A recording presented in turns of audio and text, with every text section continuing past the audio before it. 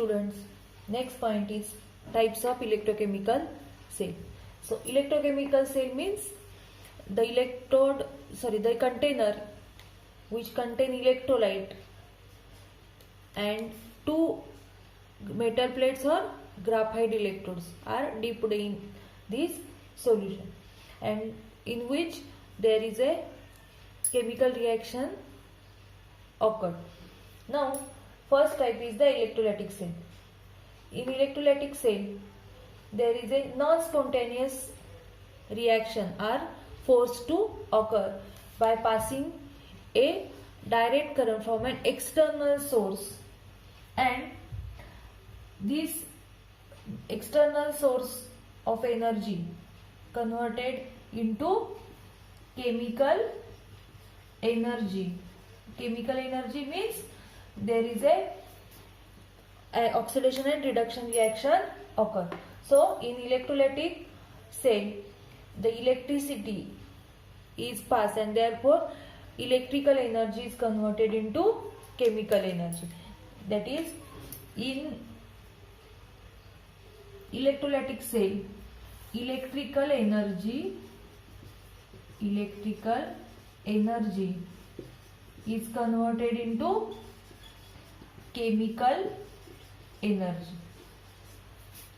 Electrolytic cell means non-spontaneous reaction are forced to occur by direct flow of current or external source of current into the solution, and electrical energy is converted into chemical energy. Now in this cell there is an anode which acts as a positive electrode and cathode act as a negative electron. या electrolytic sale मध्ये anode असतो तो positive असतो आणि cathode असतो तो negative असतो. लक्षात आलं. आता दुसरा जो प्रकार आहे तो आहे गॅल्व्हॅनिक और व्होल्टाइक सेल. गॅल्व्हॅनिक और व्होल्टाइक सेल. आता गॅल्व्हॅनिक और व्होल्टाइक सेल मध्ये काय होत असतं तर इथे स्पॉन्टेनियस रिएक्शन होत असतात अँड स्पॉन्टेनियस रिएक्शन याचा अर्थ spontaneous chemical reaction produces electricity. So in galvanic or voltaic cell spontaneous reaction or spontaneous chemical reaction produces a electricity, and therefore chemical energy is converted into electricity. म्हणजे बरोबर काय झालं opposite झालं. इथं काय होतं electricity is converted into chemical energy आणि galvanic और व्होल्टाइक सेल मध्ये काय होतं chemical energy is converted into electricity. इथं एनोड जो असतो तो निगेटिव्ह असतो आणि कॅथोड जो असतो तो पॉझिटिव्ह असतो. बरोबर इलेक्ट्रोलायटिक सेलच्या अपोजिट असतं. Next point is electrolytic sale.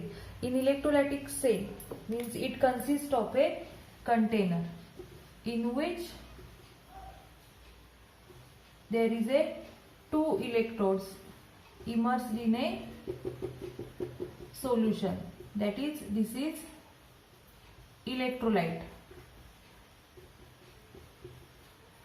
this is anode, and this is cathode.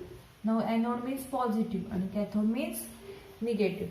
Means in electrolytic cell consists of a container in which electrolyte is placed, and these two electrodes are immersed in the electrolyte, and these two electrodes are here connected to a source of direct current. Now this is the electrolytic cell in which anode is positive and cathode is negative. Why anode is positive and why cathode is negative? So here at anode a space is oxidized. Oxidization means loss of electron. So a space is lose electron, and these electrons are pulled from anode. हा जो anode आहे या anode कडून हे electron काय केले जातात pulled केले जातात and pushed towards the cathode by an external circuit. Here external circuit काय करतं तर इथं स्पेसिसनं जे लूज केलेले इलेक्ट्रॉन असतात हे इलेक्ट्रॉन काय केले जातात, काढून घेतले जातात ह्या बॅटरीकडून आणि कॅथोडकडे पाठवले जातात. आणि इलेक्ट्रॉन काढून घेतल्यामुळे इथं चार्ज कुठला राहतो, शिल्लक पॉझिटिव्ह, आणि इलेक्ट्रॉन सप्लाय केले जातात कॅथोडला, म्हणून इथं या ठिकाणी निगेटिव्ह चार्ज जो आहे तो कॅथोडवर असतो. Now next point is the electrolysis of molten NaCl. Electrolysis of molten NaCl. In molten NaCl, here this is a container. Now this is electrolyte.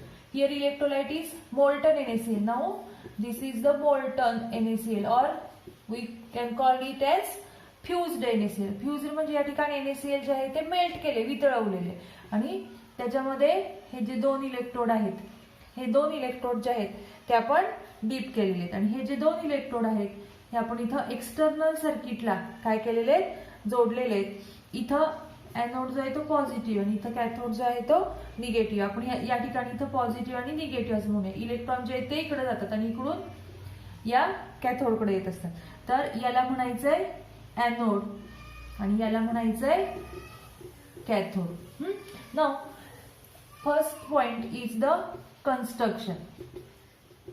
आता कन्स्ट्रक्शन मध्ये काय सांगायचंय, तर पहिल्यांदा इथं डायग्राम काढायची आणि डायग्राम मध्ये काय सांगायचंय, the electrolytic cell consist of a container in which fused or molten NaCl is placed.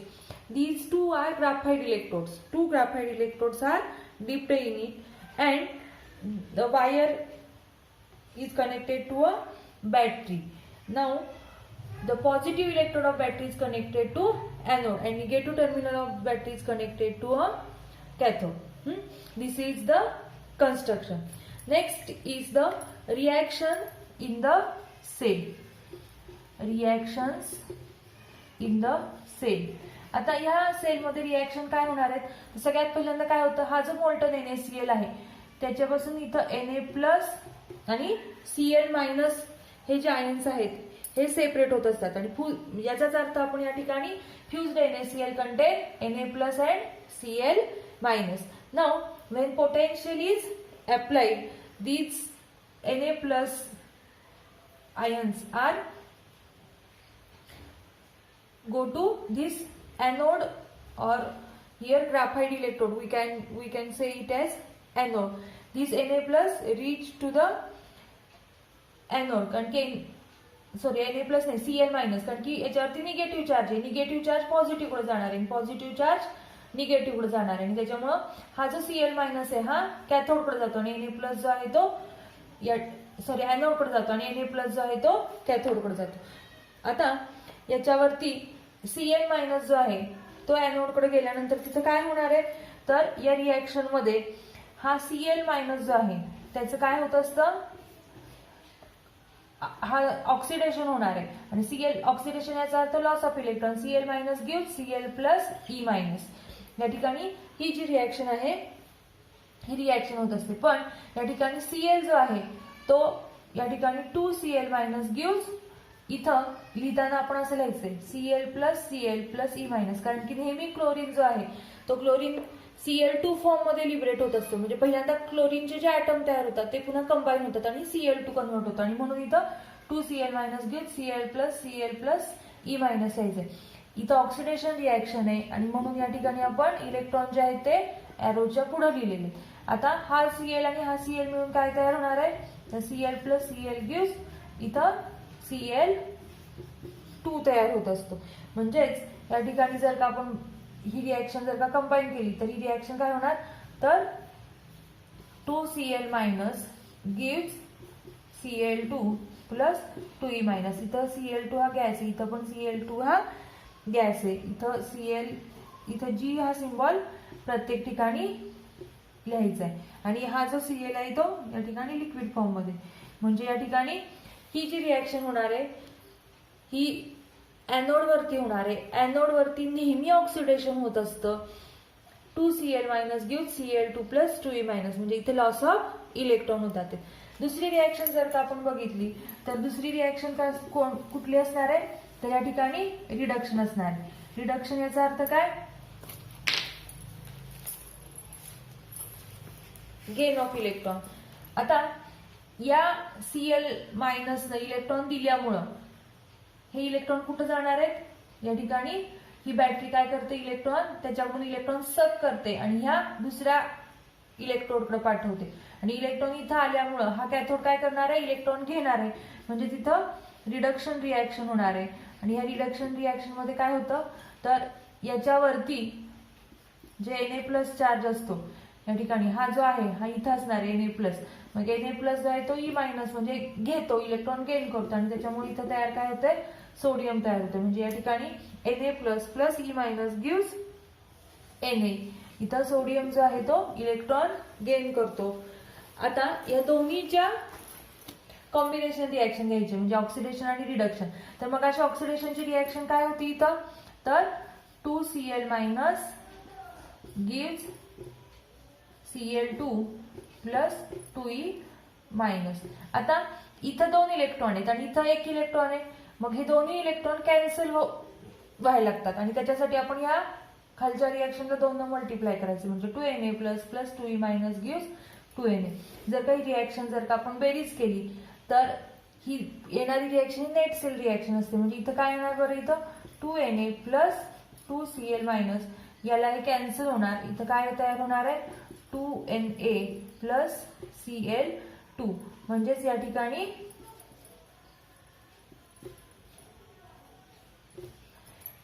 2Na + Cl2 याचाच अर्थ इथं 2NaCl तयार होत असतं. आता ही झाली नेट सेल रिॲक्शन. आता 2NaCl म्हणजे या ठिकाणी Na जो आहे तो Na काय केलेला या ठिकाणी रिडक्शन रिॲक्शन म्हणजे कॅथोडवर तयार झाला आणि Cl2 जो आहे तो एनोडवर तयार झाला. आणि म्हणून याचा रिझल्ट लिहिताना काय लिहिणार आपण, तर ऍट एनोड या ठिकाणी काय तयार होणार आहे, Cl2. आणि जो Cl2 आहे त्याचा कलर जो असतो तो पेल ग्रीन कलर असतो. म्हणून pale green Cl2 is released at anode लिहायचंय. आणि या ठिकाणी सोडियम जमा होणार आहे कशावरती, कॅथोडवरती. Molten silvery white sodium is form at cathode.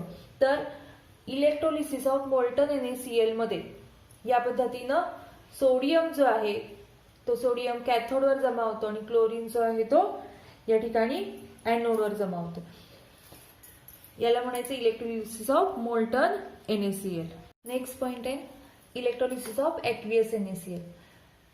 आपण मगाशी मोल्टन NaCl बघितलं होतं, त्याच्याऐवजी ॲक्वियस NaCl. ॲक्वियस NaCl म्हणजे NaCl जो आहे तो वॉटरमध्ये डिझॉल्व्ह करायचा आहे आणि ते जे इलेक्ट्रोलाइट आहे वॉटरमध्ये डिझॉल्व्ह केल्यानंतर NaCl ते इलेक्ट्रोलाइट म्हणून वापरायचं आहे. तर मगाशी जशी आपण डायग्राम बघितली तशीच डायग्राम इथं आहे, फक्त इथं मोल्टन NaClच्या ऐवजी ॲक्वियस NaCl आहे. बाकी मग एनोड कॅथोड आहे तसेच या ठिकाणी पॉझिटिव्ह इलेक्ट्रोड जो बॅटरीचा आहे तो त्याला आपण एनोड म्हटलेला आहे. निगेटिव्ह टर्मिनल कशाला जोडलेला आहे, तो कॅथोडला जोडलेला आहे.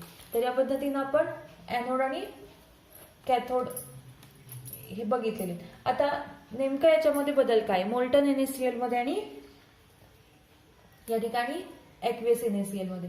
तर पहिल्यांदा याचं कन्स्ट्रक्शन लिहायचंय नेहमीप्रमाणे.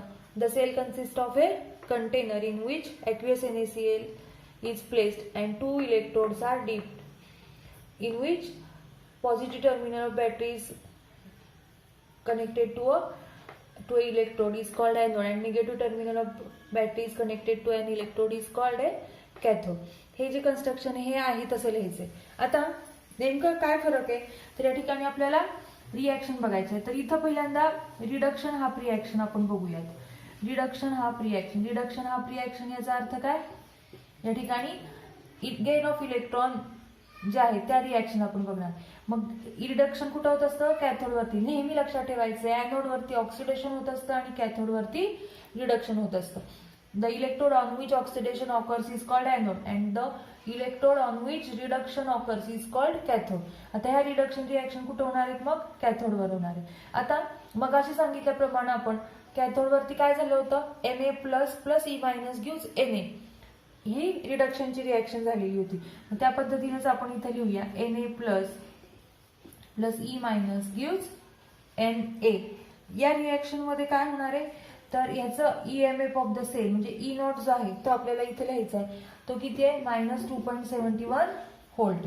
आता ज्या वेळेला Na plus e minus gives Na म्हणजे या ठिकाणी Na प्लसचं रिडक्शन होतं, त्याच वेळेला इथं अजून एक रिॲक्शन जी आहे ती रिडक्शन मध्ये जात असते आणि ती म्हणजे आहे वॉटरचं रिडक्शन. मग इथं वॉटरचं रिडक्शन कसं होतं, तर 2H2O plus 2E minus gives H2 plus 2OH minus. आणि ही जी रिॲक्शन आहे याचं EMF म्हणजेच ई नॉट जो आहे तो आहे -0.83 व्होल्ट. आता या दोन रिॲक्शन मध्ये कॉम्पिटिशन असते. कोणकोणत्या, तर वॉटरचं रिडक्शन जास्त होत आहे का, Na प्लसचं रिडक्शन जास्त होते. या दोन्ही रिॲक्शन मध्ये कॉम्पिटिशन असतं. आणि मग नक्की कुठली रिॲक्शन होणार आहे, तर दोन्ही रिॲक्शन होत असतात, पण या ठिकाणी सगळ्यात जास्त रिॲक्शन कुठली होणार आहे, तर ज्याचं EMF जो आहे तो जास्त आहे तो. तर इथं -2.71 आणि -0.83 मध्ये -0.83 हे रिडक्शन पोटेन्शियल जे आहे ते जास्त आहे आणि त्याच्यामुळं वॉटरचं रिडक्शन या कॅथोडवरती होतं. म्हणजे सोडियम लिबरेट होण्याच्या ऐवजी इथं कोण लिबरेट होतं, हायड्रोजन लिबरेट होतं. याचं इलेक्ट्रोड पोटेन्शियल जास्त, इथं मायनस साईन आहे आणि त्याच्यामुळं इथं -2.71 आणि -0.83 मध्ये -0.83 हे मोठा अंक आहे आणि त्याच्यामुळं हे जे रिडक्शन पोटेन्शियल हे जास्त आहे. आणि त्याच्यामुळं या दोन्ही कॉम्पिटिशन मध्ये इथं हायड्रोजन लिबरेट होतो आणि कॅथोडवरती सोडियमच्या ऐवजी कोण लिबरेट होतं, हायड्रोजन लिबरेट होतं. तर ही झाली रिडक्शन रिॲक्शन. आता दुसरी जी रिॲक्शन आहे ती आहे ऑक्सिडेशन हाफ रिॲक्शन. आता ऑक्सिडेशन हाफ रिॲक्शन मध्ये काय होत असतं, तर या ठिकाणी मगाशी बघितल्याप्रमाणे इथं काय झालं होतं, कुणाचं ऑक्सिडेशन झालेलं होतं, तर क्लोरीनचं ऑक्सिडेशन झालं होतं. आपण ती रिॲक्शन डायरेक्ट लिहू शकतो, 2Cl minus gives Cl2 plus 2E minus. या रिॲक्शन मध्ये लॉस ऑफ इलेक्ट्रॉन होतात आणि इथं ही ऑक्सिडेशन रिॲक्शन होती. आता याचा जो ई नॉट आहे, ई नॉट म्हणजेच EMF हे जे पोटेन्शियल हे ऑक्सिडेशन पोटेन्शियल आहे आणि ह्याचं जे पोटेन्शियल आहे 1.36 व्होल्ट आहे. आता ज्या वेळेला Cl2 लिबरेट होतं त्याच वेळेला दुसरी एक रिॲक्शन काय होणार आहे, तर वॉटर जे आहे त्या वॉटरचं पण काय होत असतं, ऑक्सिडेशन होत असतं आणि त्याच्यामुळे H2O gives here O2 plus 2E minus. इथं रिॲक्शन जर का बॅलन्स करायची असेल तर 2H2O gives O2 plus 2E minus plus या ठिकाणी 4H प्लस असं पण येतात.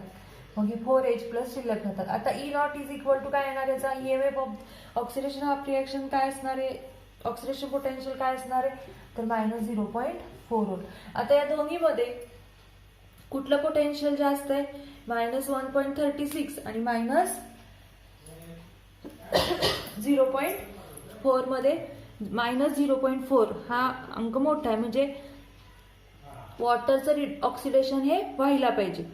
जर का आपण वरच्या प्रमाणे गेलो तर इथं वॉटरचं ऑक्सिडेशन होऊन इथं काय लिबरेट व्हायला पाहिजे, ऑक्सिजन लिबरेट व्हायला पाहिजे. जसं इथं हायड्रोजन लिबरेट झाला तसं इथं ऑक्सिडेशन हाफ रिॲक्शन होऊन ऑक्सिजन लिबरेट व्हायला पाहिजे. पण ऍक्च्युली जर का आपण इन प्रॅक्टिस जर का आपण प्रॅक्टिकली केलं, प्रत्यक्षात जर का एक्सपेरिमेंट केला तर इथं सोडियमच्या ऐवजी हायड्रोजन लिबरेट होतो आणि कुठं रिडक्शन रिॲक्शन होते आणि हायड्रोजन लिबरेट होतो. पण या ठिकाणी ऑक्सिजन हा लिबरेट व्हायला पाहिजे पण तिथं प्रत्यक्षात हा Cl2 लिबरेट होतो. कशावरती, एनोडवरती. तर असं का होतं, तर ड्यू टू ओव्हर पोटेन्शियल. आता ओव्हर व्होल्टेज म्हणजे काय किंवा या ठिकाणी ऍडिशनल व्होल्टेज म्हणजे काय, तर या ठिकाणी एक्सपेरिमेंटली आपण करायला गेलो तर actual voltage required for electrolysis is greater than the calculated using standard potential. म्हणजे आपण या ठिकाणी स्टँडर्ड पोटेन्शियल कॅल्क्युलेट केल्यानंतर आपल्याला इथं -0.4 व्होल्ट लागलं आणि इथं -1.36 व्होल्टेज लागलेले. पण प्रत्यक्षात जर का आपण बघायला गेलो तर तिथं याच्यापेक्षा जास्त व्होल्टेज लागतं. या H2O पासून O2 लिबरेट व्हायला इथं जास्त पोटेन्शियल लागतं आणि त्याच्यामुळं आहे तीच रिॲक्शन म्हणजेच या ठिकाणी एनोडवरती Cl2 लिबरेट होतो. म्हणजे थोडक्यात इथं काय तयार होणार आहे, तर in electrolysis of aqueous NaCl या ठिकाणी एक हायड्रोजन आणि दुसरं कोण होतं Cl2. म्हणजेच या ठिकाणी आपण रिझल्ट मध्ये काय लिहू शकतो, तर एनोड वरती काय लिबरेट होणार आहे Cl2 आणि कॅथोड वरती काय लिबरेट होणार आहे हायड्रोजन. तर दोन्ही मधला फरक लक्षात आला. आपण ज्या वेळेला मोल्टन NaCl बघितलं त्यावेळेला एनोड वरती क्लोरीन आणि कॅथोड वरती सोडियम जमा झालं होतं आणि इथं एनोड वरती क्लोरीन आहे आणि कॅथोड वरती या ठिकाणी सोडियमच्या ऐवजी कोण आलेलं आहे तर हायड्रोजन लिबरेट झालेलं आहे. तर या पद्धतीनं ॲक्वियस NaCl आणि मोल्टन NaCl याच्यामध्ये फरक आहे. जर का आपण या दोन्हीचं आपण कॉम्बिनेशन केलं तर जी रिॲक्शन असणार आहे म्हणजे टोटल रिॲक्शन जी असणार आहे कुठली या ठिकाणी नेट सेल रिॲक्शन जी असणार आहे ती नेट सेल रिॲक्शन जी आहे ती कुठली असणार आहे तर या दोन्हीची ऍडिशन असणार आहे कुठली 2H2O आणि या ठिकाणी 2Cl- या दोन्हीची काय असणार आहे ऍडिशन असणार आहे. मग दोन्हीची ऍडिशन जर का आपण केली तर इथं काय येणार बरं नेट सेल रिॲक्शन. ही नेट सेल रिॲक्शन जे आहे त्या दोन्हीचे ऍडिशन डायरेक्ट करते इथं 2Cl- प्लस 2H2O गिव्स. इथं इलेक्ट्रॉनला इलेक्ट्रॉन कॅन्सल होतात आणि नेट सेल रिॲक्शन जी असणार आहे ती कशी असणार आहे H2 प्लस Cl2 ही जी असणार आहे आणि प्लस 2OH- ही जी रिॲक्शन असणार आहे ही नेट सेल रिॲक्शन असणार. या पद्धतीनं हे झालं इलेक्ट्रोलिसिस ऑफ ॲक्वियस NaCl. दोन्ही मधला फरक लक्षात आला. ड्यू टू ओव्हर व्होल्टेज किंवा ओव्हर पोटेन्शियल इथं ऑक्सिजन ऐवजी कोण लिबरेट होतंय क्लोरीन लिबरेट होतंय एनोड वरती आणि कॅथोड वरती या ठिकाणी आहे तसाच या ठिकाणी H2 लिबरेट होते. अंडरस्टँड.